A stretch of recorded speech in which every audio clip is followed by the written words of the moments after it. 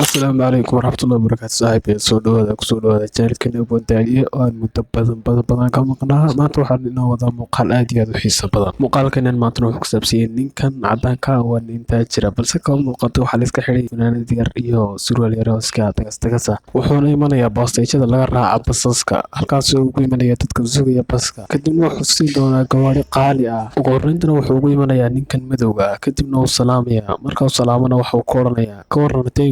gaari ninkan uu la yaabay wax qornaya dhabmiya isaguna wax qornaya hawa dhab waxaana u dhiibayaa furihii gaariga isaguna aad buu u farxay wuxuuna ku oranayaa aad baad mahadsantahay isagoo wax uga wilkuda garan la wuxuuna ku oranayaa run ahaantii aad baan ugu baahnaa sidoo kale wuxuu ninkan madowga u sheegayaa inay jirto saaxiibadii oo xanuunsanayso qalliin ku jirta dhakhtarka isla markaasina uu rabo inuu booqdo inta uguma deynayo waxa uu sii raacinaya $2,000 oo lacaga taasi uu ku oranaya waa shidaalkii gaariga iska qaado balse ninkani wuxuu xishoonayaa maadaama gaariga intaa leeg la siiyey wuxuuna ka oranayaa ma rabo inaan ku dhibo kadibna ugu dambeyntii uu iska qaadanaya marka lagu qasbo isagoo farxad iskala garan lahaa waxaa loo kaxinaya dhinacaya gaariga kadibna gaarigii fuulaya isla markaasina aad buu ula dhacsan yahay gaarigan iyo quruxdiisa wuxuuna aad ugu mahadcelinayaa 100% ninkiisii gaarigan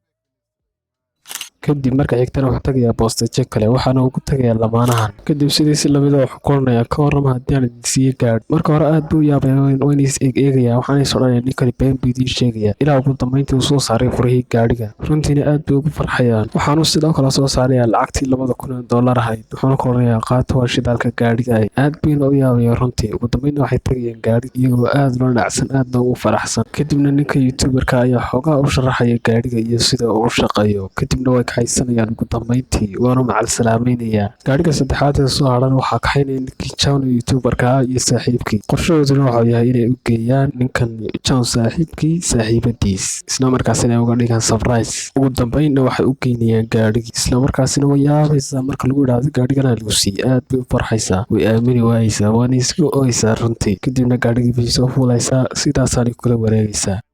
saaxiibada qaaliga uma qalantan intaasoo dhan anaadi ka maqnaayn haddana sidaa yaree kooban muuqaalka usoo kokoobo aad baad mahadsantiin muuqaalo kaloo dhaadheer waan soo wadaa biidnillaah